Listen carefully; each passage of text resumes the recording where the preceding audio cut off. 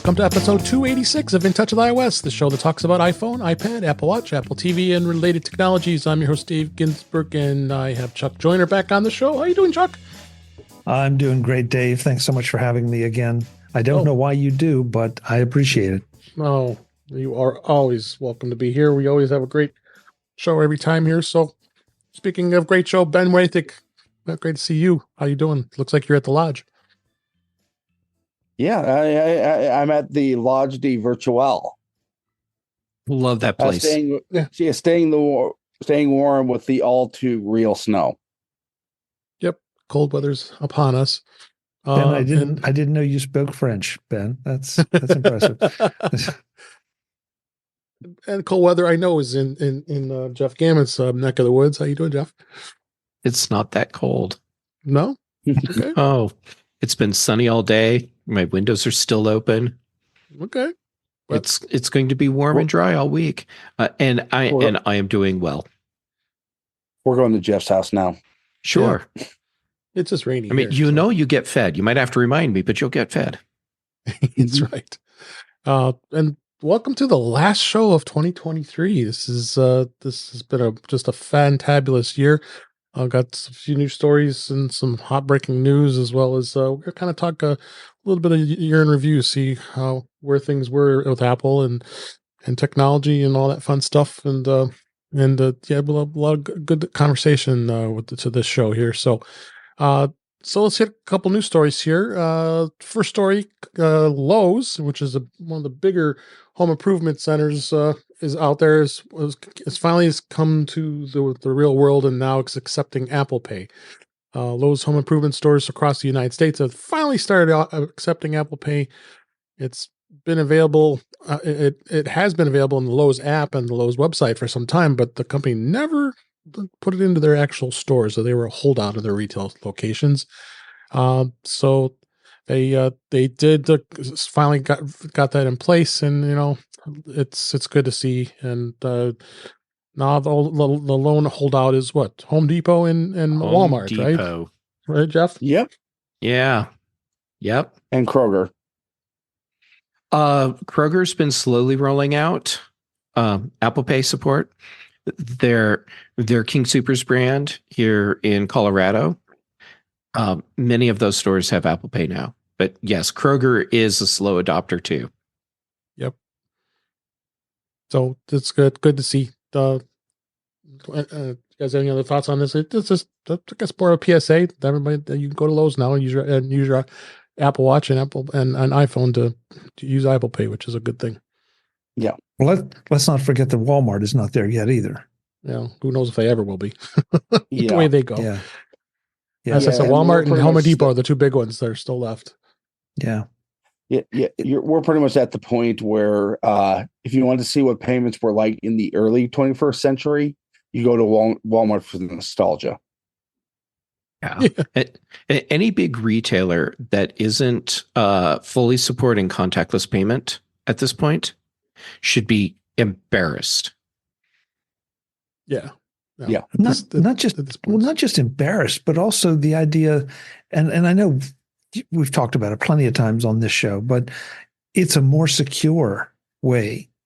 And that's the part that always gets me. The convenience is one thing, and there's no question about that.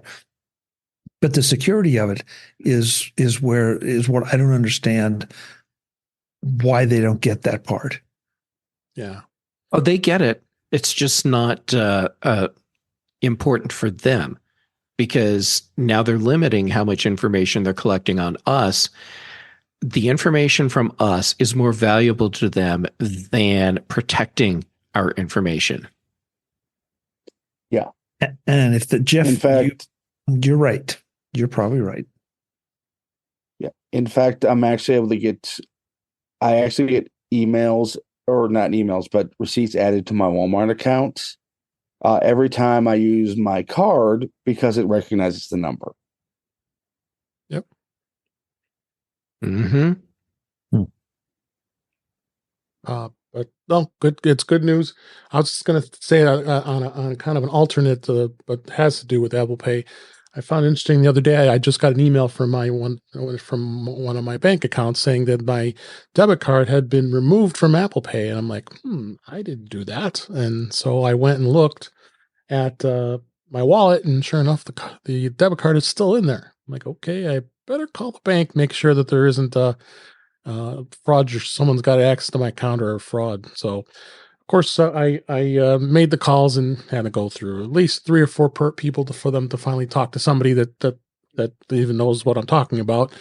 And he basically just boiled it down to, no, we don't see that it was ever removed. I don't know what that is. And I looked at the email, you like you always do, and just a tip here: the first place you look at what the email address is in the actual email that came through, and it looked legit, and all the links were legit. The phone number was legit, and so it just, I guess I reacted up to, okay, somehow their system was glitched, and I deleted the email and moved on and lost 30 minutes of my time.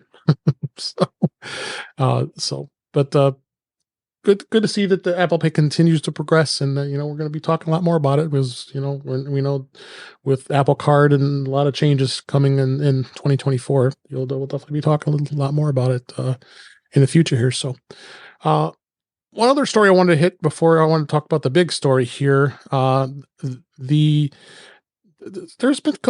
been interesting speculation here, and this is actually a story in 9 to 5 Mac that the HomePod, there was a prototype that was leaked showing it with the full-size HomePod with a touchscreen LCD on the top, and there's some images here showing this. And this prototype was shared, and I guess the images have been corroborated, and they had some independent sources to confirm it. So it does show on the screen. There's actually a screen showing actual interaction where like how we have the HomePod now, where it just shows the image flashing on and off, telling you that it's working. So I kind of wanted to just kind of spin this as okay, we've been speculating this for a while, that potentially there's going to be a HomePod with a screen, with Amazon and their Echo, with the pushing the Echo Show, and then Google with their Nest screen. And I'm surprised that Apple hasn't got into this just yet with the HomePod. I mean, they obviously, as Jeff, we've always talked about the fact that the HomePod has always been a pain in the wazoo when it comes to its configuration and not working. What are your thoughts? I think, is this something that you think is going to come to fruition? Are they going to have some sort of screen, whether it be like this one we just see now, or maybe like an Echo Show? It depends on the direction they take Siri, I think. And right now, Siri still focuses on sending you to your iPhone for information. I mean, Right. There's more that it can give you verbally, but it still pushes you to your phone. So if they want to change that so that it can just be a thing where if you have a phone, it'll push you there, but if you have a HomePod with display, it can just show you the information. Okay, sure. Then, yeah, they'll go that route. Whether it would be just a screen on top of the HomePod, that seems absolutely ridiculous to me. Unless the intention is to have it show information that is not related to searches or other Siri requests. Still, what would the purpose be? So I think if they do it, it's because we see a big change in how they want us to use Siri, and it will go on more like an Echo Show type format where you have a screen that is more facing forward. Yeah. What do you think, Chuck? Is this something that you think it's going to come to us? I think it is. I'm with Jeff. I don't know. I mean, I've gotten very accustomed to the concept of my iPhone being sort of the screen for Siri and for the HomePod and for the smart home devices and everything. And if you kind of think about it a little bit differently, then it makes a lot of sense why your phone could do that. Because first of all, it's a lot less expensive to, instead of having to put screens on everything, It also falls into design benefits and upgradability benefits and a lot of things. So at first, I was disappointed that we didn't have something like a screen of some kind on the HomePod. And the more I've used it, the more I've kind of gotten the concept into my head. Yeah. So what would you want on a HomePod screen? Do you want it to be like an Echo Show where it is constantly bombarding you with things that you really don't care about? Or now I can set up my Echo Show to show me headlines, but inevitably it seems to take on a mind of its own and show me things, not only what I'm asked to see, but also that they want me to see.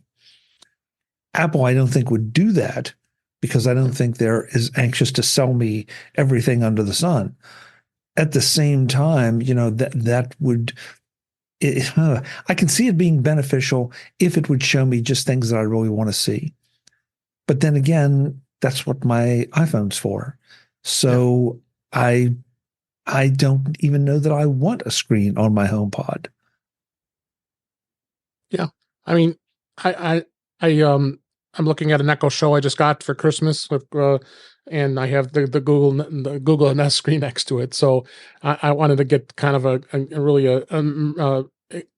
the feeling of both the devices. The good thing with you're right with the Echo Show. I mean, it bombards you with everything unless you go into the app and actually you just shut everything off, and that's what I did. I have it set so it's putting some random pictures that they have of different things around the world, and it's got the clock and the date, and I'm actually pretty happy with that because it starts seeing things popping up and all kinds of stuff and videos and all that stuff. I mean, if I want to watch it, I'll ask it, and you could go ahead, you could show it to me, but don't be bombarding me with this stuff. And I think Apple would probably go to that direction when it came to the HomePod with that. Let me bring you in here, Ben. What do you think of this? To be perfectly honest, I think there's a reason that it stayed in just the prototype stage. I think they tried it out. It really didn't bring any value to the product, and it probably raised the price. Yeah, it could.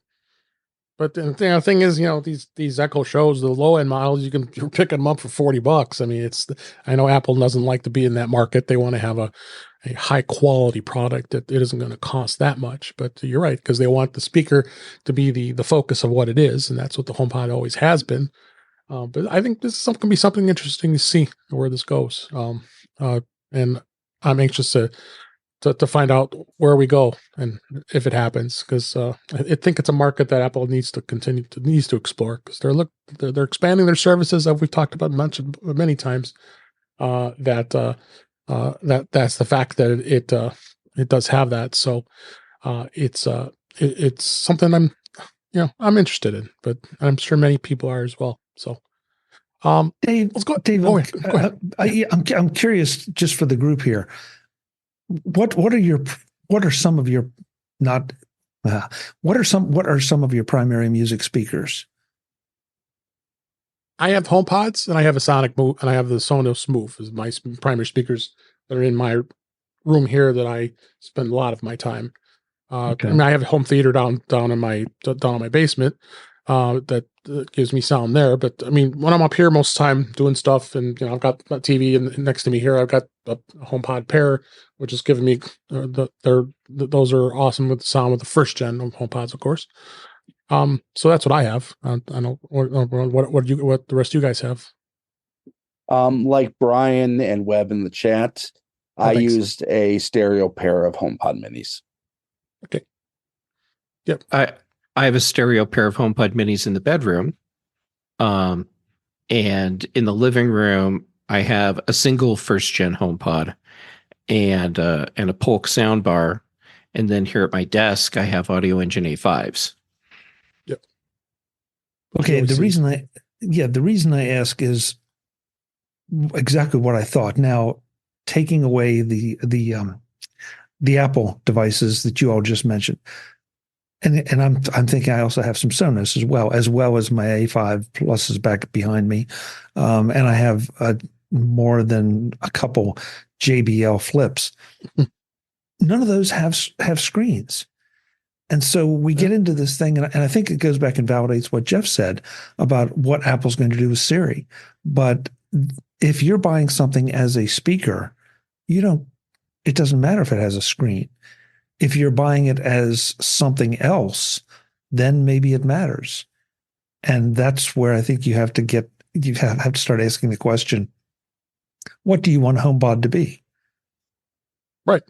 That's a valid question, Chuck. I think the use case for a HomePod changes when you put a screen on it. For example, I do have an Echo Show on my desk, and I have it set to mute and not listen all the time. So it's more of a smart screen sitting here, and a smart screen that I can unmute if I want. Right. But it's just here showing me information that I want to see all the time. Yes, I could have a stand on my desk where I'm doing nightstand mode with my iPhone, but I'm oftentimes doing something else with my iPhone. So having that smart display sitting here on my desk that I can configure to show me whatever I want is really nice. Yeah. So but that's an Echo. Jeff, it sounds like you're not having the experience I am. So maybe I need to take some lessons from you on how to configure it so it's not constantly. I just walked by it this evening on my way through the kitchen, and it said, ask me what you want to eat next. Yeah. Okay. So you need to go into the display settings and basically every week, because they're pushing out little updates that add new settings that enable stuff that you've previously disabled with other settings. So it's essentially turning back on, but under a different name, something you've already disabled. So you do have to go in and turn off, like, I don't want to have suggestions for anything, and I don't want to see related whatever, and just go in and look for stuff that's enabled in the settings and turn it back off. It's basically advertisement whack-a-mole. It's totally that. And that part I really, really don't like about the Echo Show. When it's doing just the stuff that I want, it's really great having this here. And if I'm doing something where I want to be able to interact with my Amazon account without grabbing my phone, I can unmute this thing and just talk to it and see where shipments are, whatever, and then put it back into don't listen, don't speak mode. Okay, so it sounds like, maybe this is an opportunity for a HomePod with a screen, because all you did right there is just encourage me to unplug the darn thing or just ignore it. Because, I'm not going to go in every week and reset the settings. That feels a little too much like checking my spam email box. It's a stupid, frustrating thing. Yeah. I've covered the camera. It's got the camera cover on the show, and I got the Echo muted, so it isn't going to get a voice. When I want to talk to it, I'll turn it on, because my Sonos Move has the Echo capability too, but I keep it muted. And if I want to use it, then that's fine. But then I go downstairs. I have an Ecobee thermostat, which has built-in Echo, so that goes. So I'm absolutely crazy having all these all over the house here with the different platforms. But hey, that's me.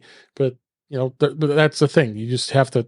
And in this case, I think I'm liking now how this Echo Show is set up, because before I had the second gen. Now this is the third gen model that just came out too long ago, the small one.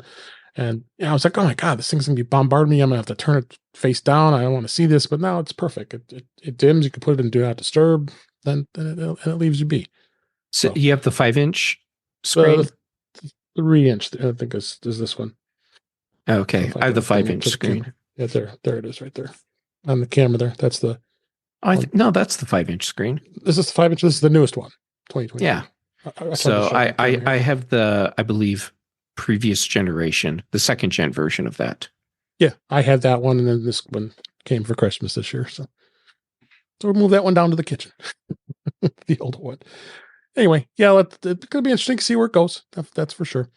Let's move on to the big story that's been going on the last 2 weeks is the Apple Watch. The Apple Watch started where it was there was a bit of a tiff with a patent infringement when it came to the blood oxygen. So we've talked about that at great length last week, and then the ban did go into effect after this week as we record, and Apple did take the Series 9 watch and the Ultra 2 off of their website, as well as they stopped selling it at their retail stores, which was kind of freaky. And you go on go on their website, there's no mention of it except the Apple Watch SE, and that's it. And I'm like, who wants that one? So that was kind of interesting. I've got a number of articles in here that talked about this again, but the big thing is it did resume. They were able to get a stay with the ITC, and there's an appeal in the appeals court to see if there's going to be allowed this to be going on beyond the time they were asked. So they got up to January 10th of 2024 to continue to argue this case. And they did pause it. So this has to be a pretty serious matter when it comes to where it was at. So it just returned as of today as we record this. So now you can once again purchase an Apple Watch Series 9 and Ultra 2 again. So there's a number of things are going on here. The fact that they have this dispute, and there's been a lot of other chatter about this and as far as what this has been going on in total here. So I'd like to see what your guys' view of this, of all the news that's happened through this week. And I'll start with you, Jeff. I'm sure you've had some opinions to what's been going on with this whole mess, and I'd like to hear what you have to say about this. Well, I was surprised that the White House didn't intervene. I was expecting that to happen. Still, Apple getting an appeals court to say, okay, yeah, let's go ahead and temporarily stay the import and sales ban while we work through this. That makes sense to me. And my guess is that between now and the 10th, there's a lot that's going on behind closed doors to make sure that the ban doesn't go back into effect. Oh, there has to be. And oh yeah, they're talking about potentially Apple still continuing to pursue a software update to avoid this import ban altogether. Since they've been given a stay, there's no saying where this is going to go if they don't do something and work something out with Massimo. That's the company that created this technology, and there's also been some speculation of the fact that maybe one of the an email that Tim Cook had sent could have possibly caused this lawsuit. I think an article there talk about that. It was some legal documents going way back to like as long ago as 2013 about this, and the Apple Watch hadn't even been on the market yet because I don't think they even had this tech. They didn't have this technology until the Series 6. So it goes far on that email back. Thing. Yeah. Am I jumping ahead? No, not at all. Okay. On the email thing, I remember reading something about this, and I totally accept that I might be misremembering what I saw. I thought that one of the people from Massimo reached out to Tim Cook and said, "Hey, here's this thing that I can help you do," and then Apple's like, "Sure, come on board," and then he was there for a while, and then left, and it sounded like it was a mutual thing where, or when I say mutual thing, an Apple thing where Apple said, this isn't working out. Bye. And off he went. So whatever happened in between all of that, that's my understanding, where the whole email thing is causing a problem for Apple. So where did the guy get the information that he used at Apple? did he steal it? And if so, yeah, that's a problem. Yeah. I don't think he stayed with Apple very long either. No, long enough to get some stuff spun up, and then he was gone. So, I mean, does that mean that he helped spin some stuff up, and then Apple's like, "Holy crap, we're pretty sure this isn't his info to share," and send him packing. I mean, I could totally see that being a thing. I'm speculating here, people, just so you know. I have no insider information. Yeah. Chuck, why bring you in on this? What have been your thoughts about this news going on all this week with the Apple Watch? Oh, I was disappointed that the White House didn't intervene. I think it's kind of telling that they didn't intervene, but now the appeals court granted a stay, at least to continue this. Yeah. So I feel like there's a lot more to the story that maybe we don't know. We've talked on my show and here too about, the politics and tech, and how tech seems to be the big bad right now, and not just Apple, but any of the big tech companies for any of the reasons that you can imagine, and some you can't. And so I just wonder if that was playing to a certain faction, for political reasons. I mean, it felt like it didn't make a lot of sense to take one of the nation's largest employers and make a decision against them for something that is still in dispute. So that's about all I can add right now at this point until we hear more or see more. Yeah, no, yeah, for sure.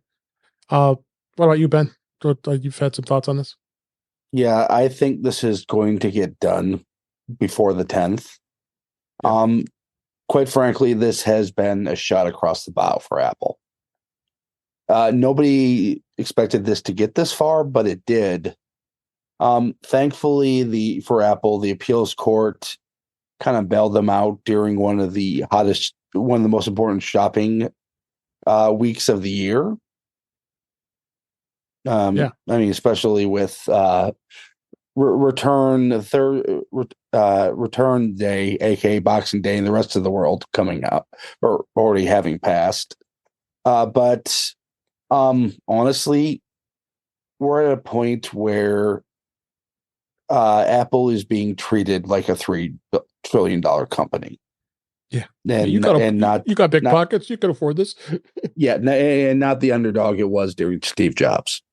Yeah, no, I would agree with that statement for sure. Jeff, you had an hypothesis. I have a hypothesis, and this relates to Chuck questioning why didn't the White House step in and veto the ban. Here's my guess. They didn't have to look at this from the perspective of what impact will this have on the company, Apple. They were looking at it from the perspective of what impact does this have on U.S. citizens? And if it had been iPhones, I think the White House would have jumped in right away and said, no ban, because that would have a significant impact on all of us. Since it's an Apple Watch, yes, it can be a life-saving device. Yes, there's a lot of value in this device, but it's not like the iPhone, where if that was pulled from the market, that would be a potentially serious problem for the citizens. Since it didn't reach that threshold, they just didn't do it. They didn't even look at it. Yeah, it's big enough to make a point, but not big enough to do any lasting damage. Yep. Okay, so if I were going to argue the point or try to educate the White House, they can probably use it. Yes, I agree with you, Jeff, on the iPhone, but you are taking something away from the American public that is potentially, I'm not quite going to say life-saving, but it's health related. It's something that will theoretically assist you in being healthier. and yet you decided to shut it down again without a final decision being rendered. I think if Apple Watch was classified as a medical device, it would have been a different story. It, however, is not. That's a fair point. Yeah. But then don't they look like they have their pants down around their ankles, given that the appeal board or the appeals court removed the ban or stayed the ban anyway? I don't think so, because it's not a requirement that the White House actually looks at any of these bans. They have the authority to do so, not the requirement to do so. So,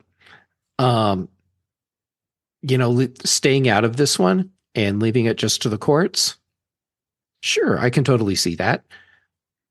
And it's easier for me to say that because I'm not in a position where my Apple Watch was at risk, because my Series 8 is working just fine. Yeah. Okay. Fair point. Again, fair point. The other thing I'm going to bring up too is not even a year ago, the other company was wanting to sue Apple, AliveCore, with a very, very similar type of patent infringement.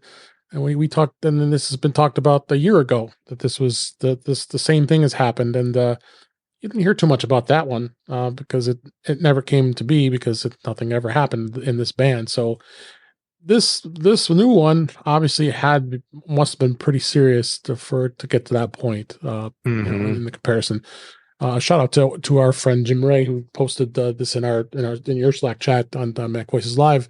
It caught my eye here as we were chatting here from TechDirt. There's a really great article about the loss in the latest Apple Watch patent battle. The ITC loophole creates a mess. So check that. There's a link in our show notes here. Really good write up, and it's very, very brief here, and also has the stay that Apple filed with the ITC is in there, and you can kind of see it's only 2 pages. So. But yeah, check that out. But yeah, that's the thing too. This was talked about a year ago, and both these companies have been battling it for obviously years, because going all the way back to 2013 when they were looking at this. So why all of a sudden now we're at 10 years later? It's finally coming to this point. So I think maybe they got some raring to go here to get this going. I'm not sure. The legal system moves slow. It does. 10 years. That's a long time.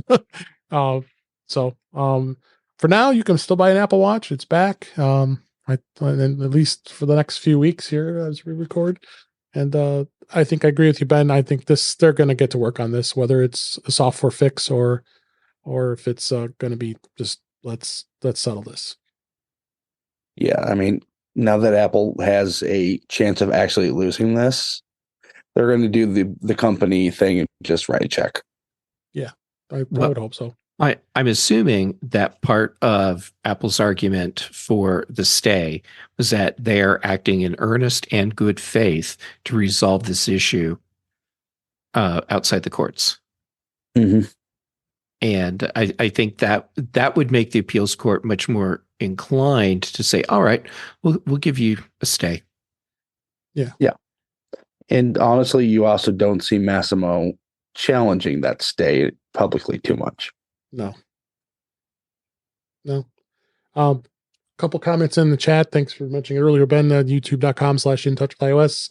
Great to see Webb Bixby in the chat, as well as Brian F. and Cletus. He made a good comment. Said 6.4 billion. This issue goes away, and the Apple Watch gets more stuff. Yeah. So why not? And both companies that we're dealing with are both medical companies. So, granted, Apple is aiming the Apple Watch as being a device that does a multitude of things, not just medical, does fitness and other things. So, I think that they're going to work it out. It's just a matter of, I think, how much at this point. Dave, the only thing that scares me about that is what kind of precedent does that set? Yeah.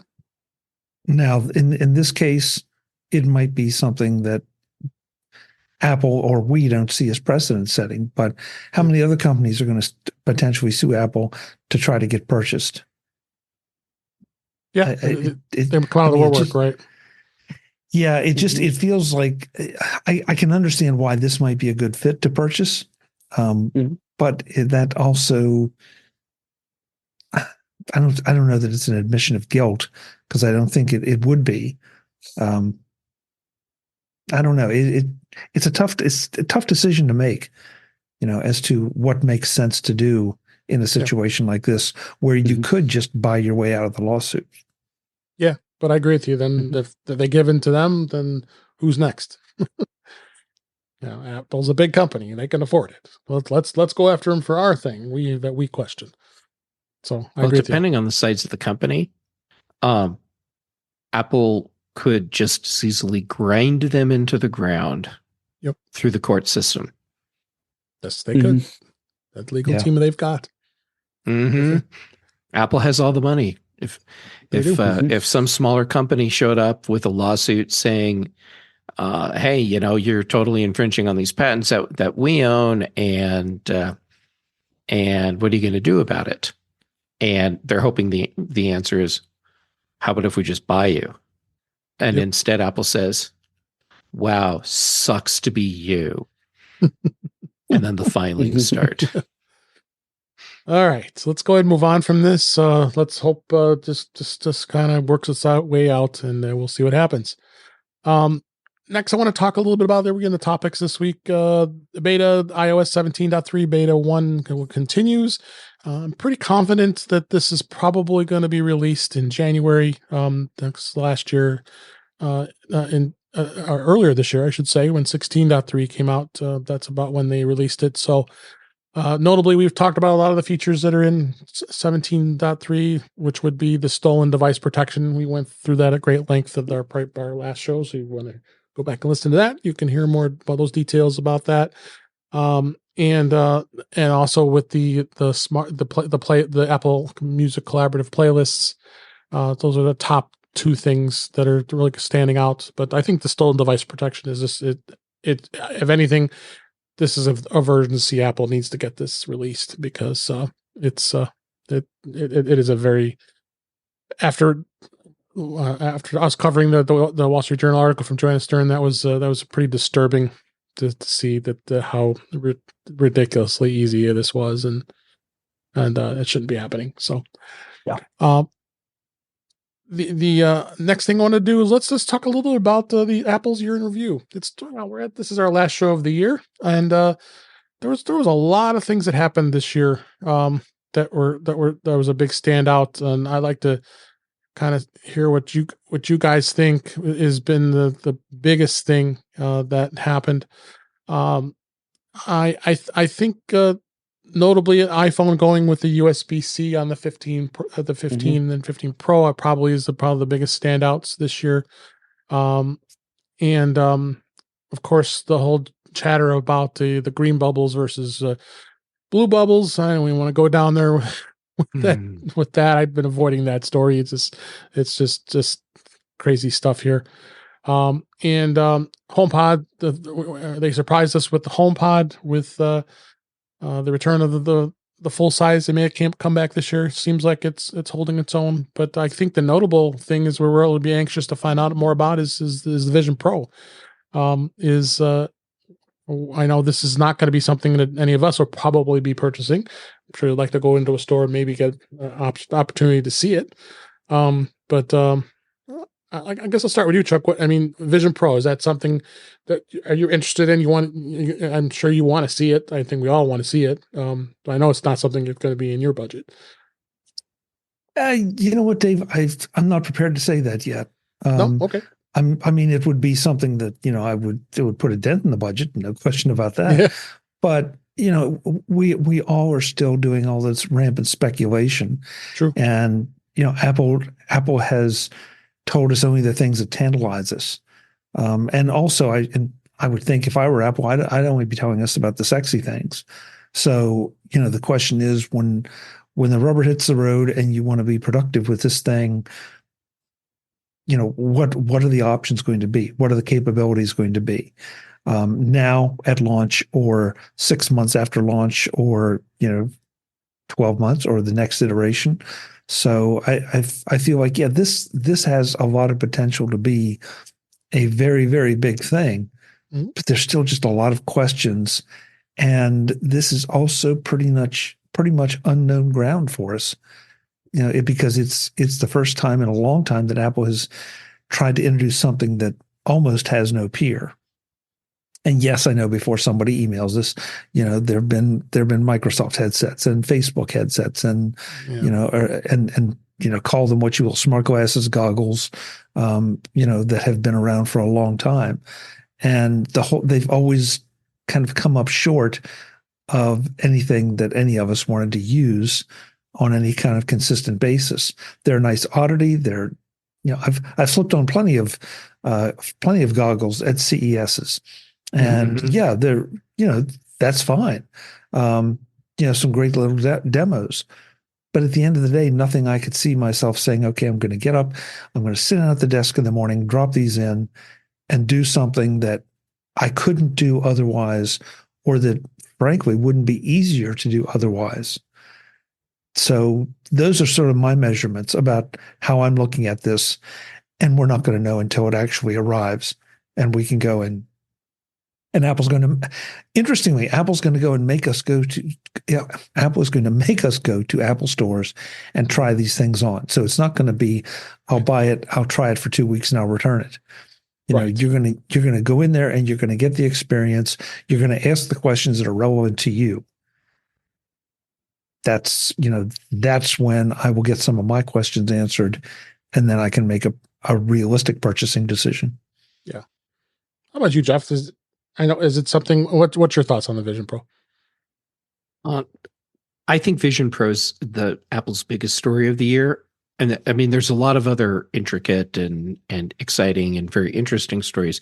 To me, this is the biggest because this is Apple introducing a whole new platform. Right. And as Chuck brought up, some people are saying, yeah, well, what about Quest and all of these other headsets that are already out there? That's not the same thing, at least based on what Apple is showing us right now. Apple's coming up with a whole new computing platform. That's big news. And whether or not it's successful or not, well, that's something that we'll be talking about for probably quite a while. But yeah, it's a very fascinating big story. I'm very interested in playing with Vision Pro. I can see where someone like me that has a smaller studio space for recording shows and writing, where this could let me use my space much more efficiently. I don't want to spend that money. Yeah. So, yeah, I mean, it's a lot of money. But at the same time, I'm buying a whole computer with a completely new, different display technology and a whole new interface with specialized technology for interacting. And it's not just a Quest. Yep. How about you, Ben, with Vision Pro? What have been your thoughts on this? About 10 years ago when HoloLens came out, it looked absolutely amazing. Now, ironically, this week, it's dead. Yeah. Honestly, Vision OS and the Vision Pro completely blew me away from a demo standpoint. But we're also looking at Apple's biggest gamble since the original iPhone. Yeah. This is a space that is not clearly defined. It's something so new that it could literally take 5 years to a decade to actually get traction. It's the beginning. It's literally the beginning of a story like the original iPhone. How that story ends, we're going to have to wait and see. Yep. That's what we look forward to in 2024 when it comes to the Vision Pro. There's definitely going to be some exciting things here. Some of the notable things that there probably were a big surprise. I think the one big really stands out to me is the Apple Pencil, the USB-C version. That was it's one of your favorite products of the year. Yeah. One of the most bizarre things I've ever seen them release, and I, of course, I did a review of it, and yeah, don't waste your money. So I'd be surprised if that pencil stays on the market much longer. Once they've already been speculating about potentially a new pencil 2 to replace the one that they have now. So which has more features and a lot more of a thing to use. So that was kind of a bizarre thing that they did when it came to that. The other Dave, thing was I think it'll stay on the market. I'm sorry, I'm totally talking over you. Sorry about that. Go ahead. Go ahead. I think it'll stay on the market, and it will be the affordable end, the economy end, if you will, Apple Pencil model, Okay. and then we'll have a proper replacement for Apple Pencil 2 that comes out sometime in 2024. Yep. Yeah. And then the other thing was interesting was the AirPods Pro 2 with the USB-C upgrade. That came out. A lot of people were wondering, okay, I just bought ones with the Lightning connector. Now I've got the USB. Now they have the new USB-C. That didn't make sense, but it did make that sense because they needed to get that switched over since the iPhone 15 moved over to USB-C. It made only sense to do it that way too. So that was interesting.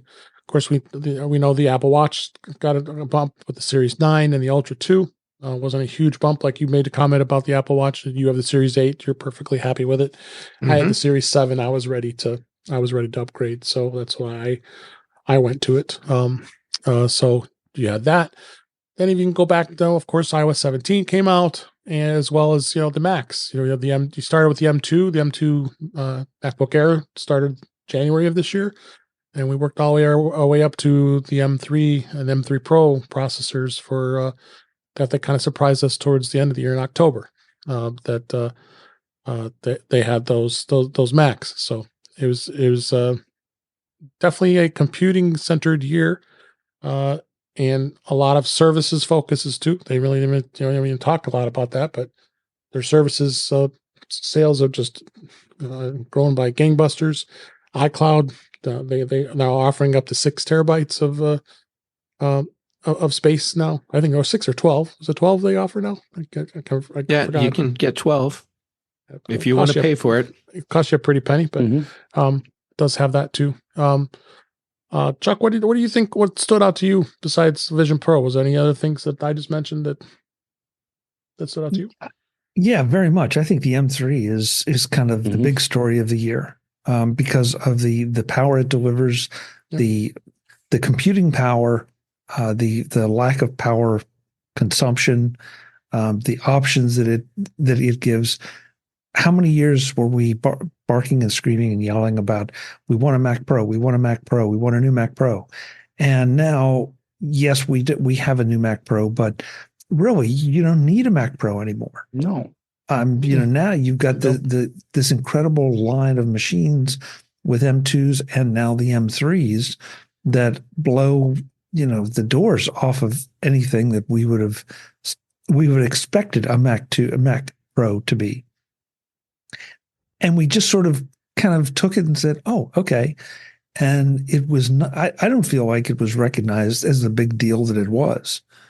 And so that is, that's my thing is look at this, look at the number of nanometer process that this thing is built on and the fact that it delivers on all the promises that have been made. I just feel like it's the star of the show for 2023 from an Apple perspective. Yeah, makes sense. You get the final word, Ben, on our wrap up the year 2023.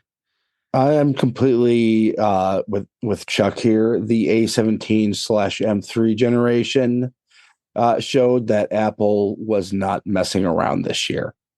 Especially when you look at that interview that Raymond Wong just did for Inverse with Apple, that this chip, in fact, the entire M or A series family, or M and A, were designed with gaming in mind. Apple doesn't want to be a part of your life anymore. It wants to be your life. Yep, definitely. So that's a lot of what a good summary of what happened in 2023. It was an interesting year. 2024 is going to be more interesting.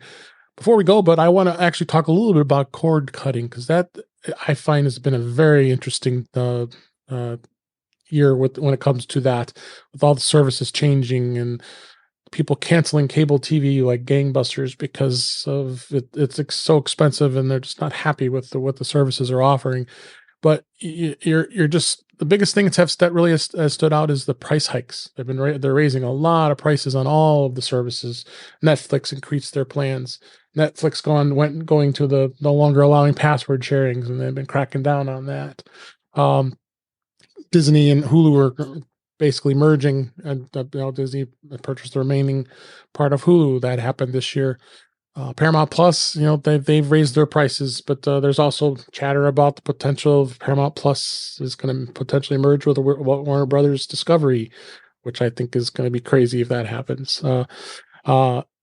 HBO, which is now Max, they raised their pricing. And you have Apple TV Plus raised theirs, and then YouTube TV, and so on and so forth. So they've been really they've been really going down that road of raising those prices. Speaking of more raising prices, so the story here in the show notes here, Amazon with their Prime Video, now they're going to put ads in the video next year in January, unless you fork up a $2.99 a month ad free premium to stop those ads from playing for you. So you're definitely seeing a lot of differences when it comes to with this, and I think it's going to continue to be even more interesting as we go down the road here. Jeff, what do you think? What's been your thoughts of streaming this year, and where do you think it's going? Okay, first, content. There's been a lot of really good content across a lot of different services, and that's really cool. So I like seeing that. As far as the pricing goes, holy crap. Brian Chaffin and I were discussing how much money we're spending on streaming services each month. And so we added up everything he's spending. And and we realized, that's what he was paying for cable when he had cable 4 years ago. It's getting ridiculously expensive. I also don't like the idea of switching the story so that instead of saying we will offer you a discount service if you're willing to see ads, changing it to we will give you a premium service if you pay us extra to not have ads. Right. It's a great way, unfortunately, I think, to drive prices higher in the space. And for a lot of people, I think we're at the point where they have to think about what services they really want. How important are those shows to them? Right. And that's why you're seeing services like Pluto TV, which is absolutely free, adding more and more and more and more channels. And you got to deal with ads when you go that service. And Zumo, which is Comcast owned, another one that you're seeing those types of service. Plex has got all these different. They've got the live streaming that's part of their service too, and you got a lot of those channels all ads. So there is alternatives. So people are looking at it. Then if they don't want to. If they're okay with not paying for ad free, then so be it. I mean, NBC's Peacock is another one that didn't even mention them that that service is hurting. I know they've been losing money on that service, so no telling where that went. But you also got to take into account too the writer's strike and the actor's strike this year. That really put a big damper on streaming in general this year. I think I saw quoted on a report. I don't have it in the show notes, but I think over-the-air TV, ABC, NBC, CBS, Fox, all the networks have had a 37% decline in viewership because of all the shows that have been gone. For those five months that the writers and the actors were out. So the new shows aren't coming until January now. So I'm looking forward to it. There's a lot of shows I like to watch on those channels, but.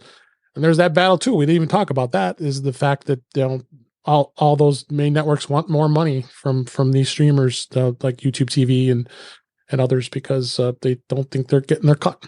and the fact that Comcast and Spectrum and many of the other cable companies out there are starting to lose their they're losing customers left and right. There's been the huge numbers, and Comcast is going to raise their prices. I have one house I have to keep Comcast. Give me another $9 a month now for because that's significant. Pretty significant for all the fees they want to add to. Chuck, let me bring you in to the final word here. What's your thoughts on streaming and where things are going? I think there's a word that we all need to learn, and that word is no. Yeah. We don't need all these streaming services. Right. We need the ones that deliver the value for us. And forgive me if I sound preachy, because I don't mean to sound preachy, but I do get the sense from people that I talk to, people that I see online, and also emails that I get, that there's this entitlement feeling that if I don't have all of them, I might be missing out on something. Yeah. And I think we all need to just say, hey, I don't need this service. And if it's a show you really want, then maybe you subscribe for a month or whatever the minimum time is. You binge it and then you cancel. You may have to do a little more personal management of your content, as opposed to just saying, "Oh, I'm just going to sit and watch everything."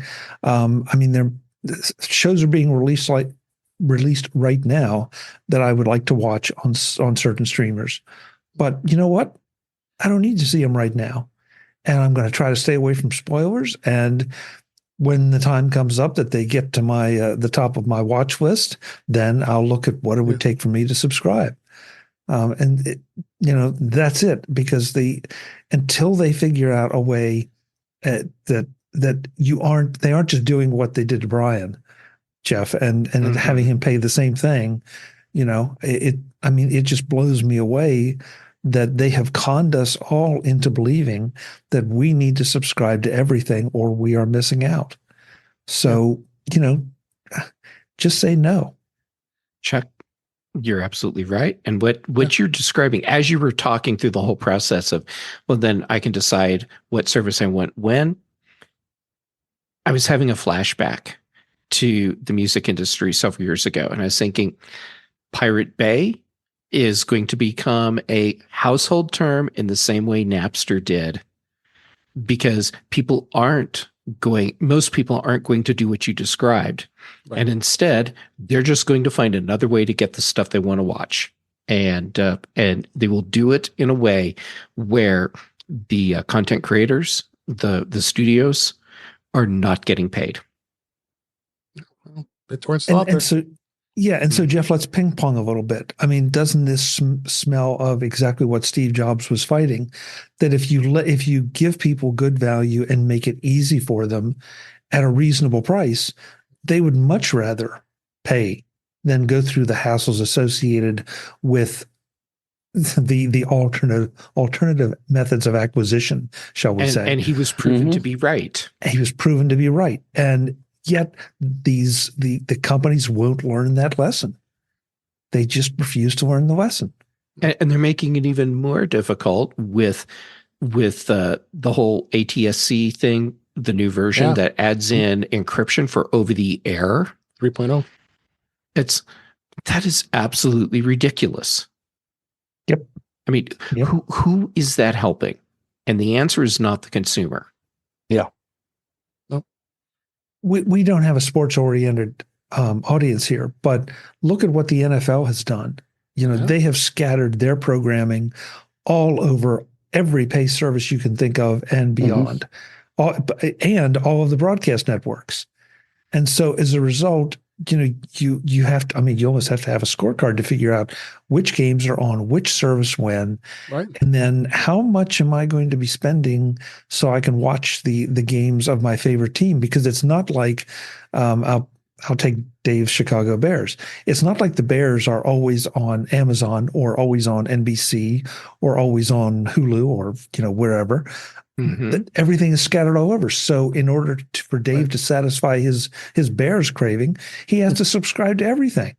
Yeah. And in the case of the Bears, and in the case of the Bears, since Fox has not gone into this decade yet, you have to have either YouTube TV or cable.